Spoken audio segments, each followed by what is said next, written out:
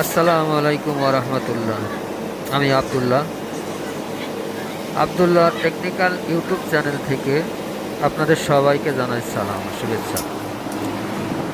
আহ, এটা ওয়ালকিন chiller freezer, এটা 7.5 টনের একটা কম্প্রেসর দিয়ে তৈরি করা, দেখতে পাচ্ছেন ভিডিওতে। তো এটা আমরা এখানে নিজেরা তৈরি করছি। এটা জানেনই তো, এক্সপায়ার পার্টস পাওয়া যায় সেকেন্ড হ্যান্ড রিকন্ডিশন, চট্টগ্রামে এটা অ্যাভেলেবেল আছে।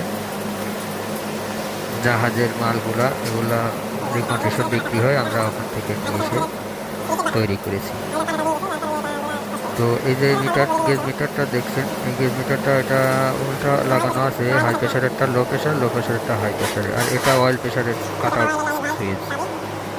এটা অয়েল লাইনের ভাল্ব, এটা সলিনয়েড কয়েল, মানে এই যে দেখা যাচ্ছে গ্লাস, লুকিং গ্লাসে ওটা গ্যাসের ফ্লোটা দেখতে সুবিধা। সুইচ অন এবং অফ, অফ করে এর অন এবং অফ করার পরে তো আমি এটা দেখাচ্ছি যে কারণ যে আমি এটা সুইচটা অফ করে নিয়ে সার্ভিসিং করব। তো এটার কন্ডেন্সারে ডাস্ট আছে, পানি দিয়ে ওয়াশ করব, যার কারণে আমি ব্রেকারটা অন আছে, সমস্যা নেই, আমি সুইচ থেকে অফ করে দিয়ে এটা কাজ সার্ভিসিং কাজ হয়েছে অলরেডি। আমার অ্যাসিস্ট্যান্ট যে আছে উনি কাজ শুরু করে দিয়েছে। মোটরে পানি যায় না জানো, অনেক ময়লা বের হচ্ছে, মারলে মোটরে পানি যাবে, মোটর বান্ধা লাগবে পরে সিল দিয়ে।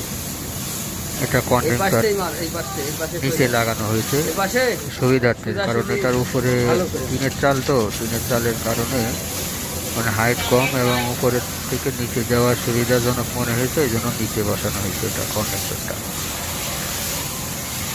আপনারা পুরো ভিডিওটা দেখুন এবং আশা করি দেখলে বুঝতে পারবেন এবং কিছু একটা শিখতে পারবেন।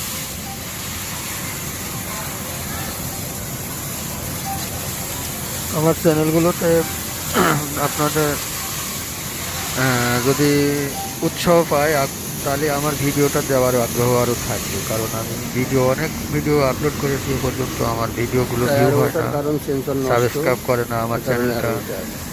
তো আপনাদের কাছে রিকোয়েস্ট, আপনারা সাবস্ক্রাইব করে আমার পাশে থাকবেন এবং সাপোর্ট করবেন। আমি আরও অনেক ভিডিও দিতে পারবো যদি আপনারা চান। আপনারা কি